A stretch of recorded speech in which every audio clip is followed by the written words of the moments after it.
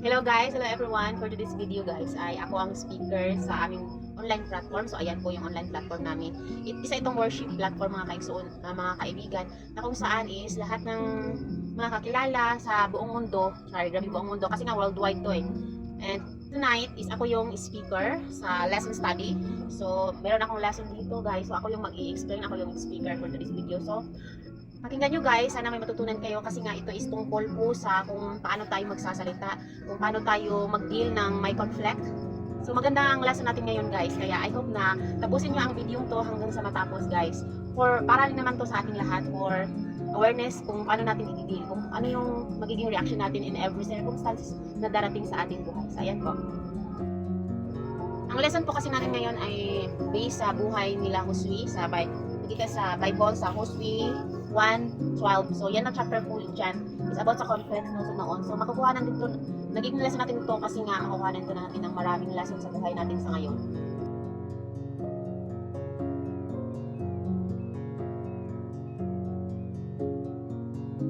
Lesson 11 natin mga kaigsunan og giuluhan kini og pagpuyo sa yuta. So sa mga nanglabay nga mga lesson mga kaigsunan, atong nasinati ang kinabuhi nila Josue ni mga kaigsunan no, samtang nagpanaw sila padulong sa yutang saad, which is ang mao ang Kanaan mga kaigsunan. Ug karon mga kaigsunan nahuman naman nila nga conquer na nahimo na nila nga na panag-iya na gid nila ang maong yuta ug nga medyo human-human na gid sila sa ilang task mga kaigsunan no.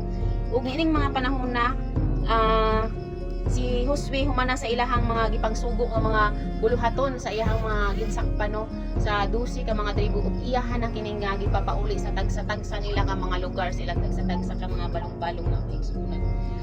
Apan sa dili pa mga kaigsunan nato padayonon ang paghisgot ng ining atong lesson, ako sanggihan niyo ang tanan nga mag-ampo sa kita. Mga namo na kasi langit delivery ka naa sa kagapon Ginoo, salamat kay sa pagkamaayo ganamo sa pagdadag ng lugar tingkat na agad sa luwa kami sa kasikanan ng salamat sa Ginoo isang taga ng gatupon ini ng pulong Ginoo not kita nga pagpapili ng Africa namo kini sa taga amin sa taga sa mga bulan ini ang gipangayo sa salamatan sila yan ang tanan sa ngalan ni Jesus.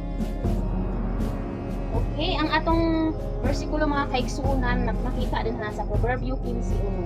Nagingon diha mga kaigsunan, ang tubag nga malumo makapahupay sa kapungot, apan ang pulong nga mahait makapapukaw sa kasuko.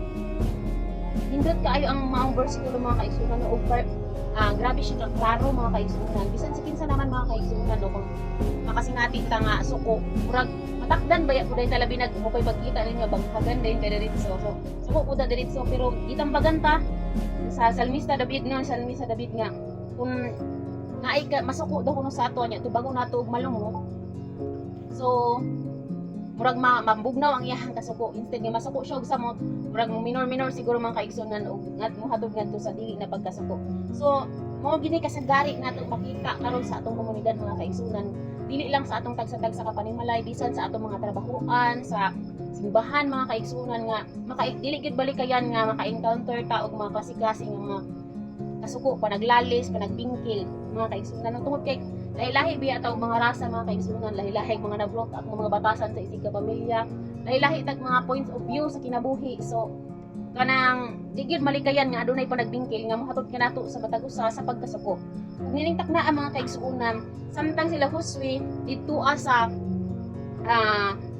yutang Kanaan, sa yutang saad nakasinati usab ni ini mga kaigsunan.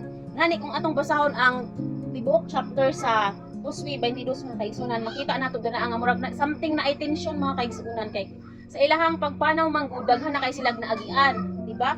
Sa atong nahibaw-an nga katubitang pag-ilog nila sa maong lugar, adunay magpiayo sa kauban nila nga nagtago og mga bahandi og diha dayon gipatay sa Ginoo ug gisilutan. So murag sila mga kaigsuunan murag nagkatruma-truma na sila nga nasinati nila no sa maong kuan, sa maong panahon, sa maong panghitabo. So mao to nga sa dihang gibuhian na ni gisugin na ni Josue ang iyang mga katawhan ang sa pangkuan man ni sa kang Ruben nga kapamilya o sa tawag ana nila nga tribo, sa Ruben nga tribo. So, tribo ba? Tribo ano ni? Sa iyahang kaliwatan ni Ruben, dili tribo. Ito ba? Sa kaliwatan ni Ruben og sa katong Gad kang Manases ug uban pa. Tulo man to sila no. So iyahang ingnan nga pwede na sila mauli sa ilahang tagsa-tagsa ka mga lugar ug nining takna ang mga kaigsunan sa pag-abot nila dito sa maong lugar sa duol sa may Jordan, sa duol na sila sa Jordan mga kaigsunan. No, naghimo sila dito mga kaigsunan og usa ka halaran, dako kaayong halaran dili lang gamay ug kini siya mga kaigsunan nakakuha og atensyon sa mga uban nga mga grupo ug nga diha dayon ilahan ang gipatawag ang sigka leader nila kay ilang adtuon, ilang sulungon, ilang awayon. Okay, tungod kay anong naghimo-himo daw kuno dito nga ang ilang Diyos baya kay nabi dito nga ang Diyos abubuan kinang dili siya gusto kuan sana pulo ka sugo nga gihatag sa ilaha nga maswat dito nga dili siya gusto lain-lain na mga nya sa ilahang sa briefing sila sa mga gisulti ni Josué dito naghunahuna din sila nga kanina nakasupak basig makasupak na pud sa atubangan sa Ginoo. So kuan ang fear bitaw may naguna sa ilahang tagsa ka mga una-una sa mga naa dito sa Israel sumo dito ang mga kadagkuan mga leader sa tribo ila na yung ipaadto dito nagdala sila mga kasundaluhan isulong anong gibuhat nila dito nganong nila tong gibuhat ang maong pagtimo halaran no nga nag-atubang dito sa kanaan mga kaigsunan David Jordan. So mo to siya mga kaigsunan nga pag abot dito siyempre ang suko kay itong mga ubang tribo suko kay ilahan pagkumpronta pero pa ang pagtubag ni Ruben mga kaigsunan pagmuhang kanang basahon ang maong Sibulanon kanang kalma dili kung inisog nag-explain siya nga ang among gibuhat is kanang kung sa ato pa nga sinultihan kanang ikasakit ba dai sa Ginoo nga ang ilahang gibuhat is kanang kuan man alang man sa pagdayeg sa Ginoo pagpasalamat man kung masuko ang Ginoo siguro kan daw mangud kayo ang sa Bisaya mga kaigsunan sa Bible maglisod po ko kung saan pag-explain sa inyo pero ako ning paningkamutan mga kaigsunan no sa inyong anak no yung anak ni Ruben sa itong tulo niya ka mga pag-Gad kang Manases nga tribo no nag-explain sila nga ay lang nang gibuhat tungod alam sa pagpasalamat ug pagdayeg sa Ginoo kung kini man siya kanang nakasupak so sa ilaha lang gid siguro padulong pero kay sana obserbaran pud sa mga kasundaluhan mga kaigsunan wala may nahitabo dili pareha atong katong sa ka sundalo nga nagtago dito sa iyang tent nga wa ka dayon diretso ang yuta patay diha mismo namatay ingon anak wala man na ingon ato so pinaagi sa pag-explain ni Ruben sa maong nga kanang paghitabo nga ingon ana pinaagi sa malumanay nga niya nga tingog nga dili pud pinasuko kay suko na biya itong mga ila to ka tribo nga nianha sa iyahang mga leader uban bagid sa mga kasundaluhan suko kay ilahan ng patyon kay grabe at kung sa argumento pa bitaw nga imong pagbasa grabe na gid kay nilag suko kay wala pa gid ka mo kuan ana ba kanang ning ana wala pa mo nasayod wala pa mo nakuan ana gid ang ilahang argumento mga kaigsunan pero kay ang pagtubag ni Ruben mga kaigsunan pagtubag man nga dili nga mahinay nakatuman siya sa giingon diri sa proverbio nga ang tubag nga malumo makapahupay sa kapungo apan ang pulong nga mahait makapapukaw sa kasuko so usahay mga kaigsunan no kung usahay bisan pa man og nakahibalo na ta mga kaigsunan no nga aduna gyud mga panghitabo ngayong anak hibalo ta itudluan ta mga kaigsunan unsaon pagdeal sa mga circumstances mga panghitabo labi na tong mga makasuko nga yung day kalma lang ana ba kasagaran kalma lang pero di gyud malikay mga kaigsunan nga mas mauna gyud ang kasuko mauni siya ang mga kinaiya nga atong angay natong nahunaon nga ang pagdali-dali mga kaigsunan ang pagkasuko pagdali dili gyud maayo mga kaigsunan no dili ni siya makahatag og kanang maayong nga sangputanan isip kita mga Kristohanon mga kaigsunan ato gyud hunahon sa mga kadaghan ato bitaw kanang tagaan og halapad nga paglantaw ang usa ka butang ang usa ka na panghitabo inay nga muriak dahil na diretso og magkasuko sa pagkasuko ra ba mga kaigsunan kay daghana kay taog mabuhian nga mga pulong nga dili gid siya angay noon nya paghuman ra ba paghuman nato kasuko bisan unsa nakapasakit mga mahait nga pulong mahay-mahay ra ba dayon ta no pero dinhi asa atong lesson karong si manahon na ipa-emphasize maogi ni siya ang murag ipakita bitaw sa ato kung unsaon isip kita mga bag-o nga Israelanon unsaon nato sa pagdeal sa ingon ani nga mga kasinatian sa kinabuhi so kung unsaon nato nga atong deal ang maong mga problema nga dili ta mo diretso og kasuko. Inay nga atong mapakita ang pagkalumo isip mo nindot nga usa ka nindot nga batasan isip usa ka Kristohanon.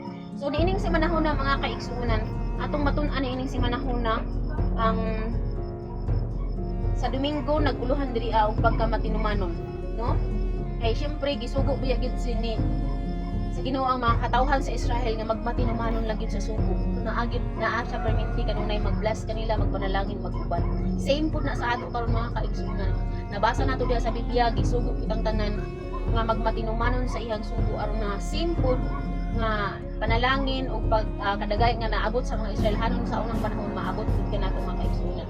Sa Lunes nag-ingon diri mga sumbong tungod kay dili man to mahibaw-an sa mga lain nga tribo kung walay nagsumbong, di ba? Walay nagsumbong nga ay ang ito adapit sa Jordan naghimo sila og kanang halaran.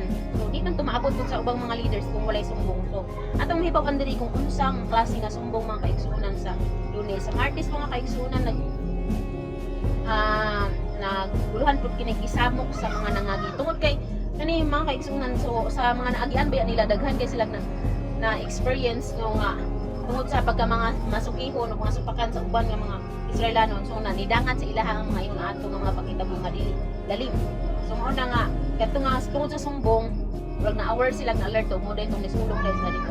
So Miyerkules mga kaigsuonan ang usa ka malumog nga tubag. So tungod sa conflict bisan sa ilahang mga kasuko nga gihatod dito sa maong tagtungod sa lain nga tribo apan tungod sa malumaw nga tubag mga kaigsuonan dako kay siya nahimong impact mga kaigsuonan no?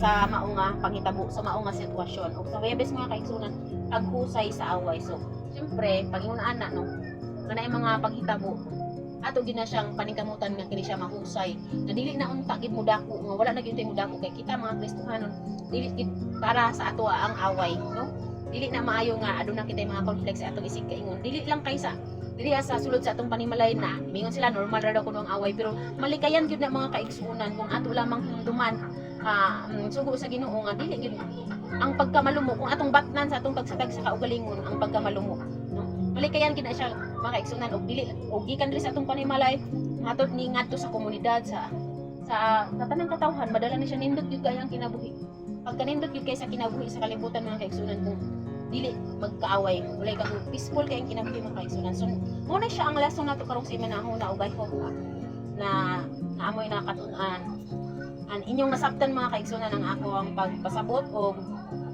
daghang salamat bayong gabi kanining tanan. Akong ibalik sa preside. Amen. Daghang kayong salamat Sister Lindy sa nindot kay nga tagod-tagod sa ato. So ayun. Lesson for this week. Daghang salamat. So nauman ra jud. Kaya nung ganako ganina kay kalubaton na daw siya. Bye-bye sa tanan. Hope na naapod mo na learn. Okay, atong iba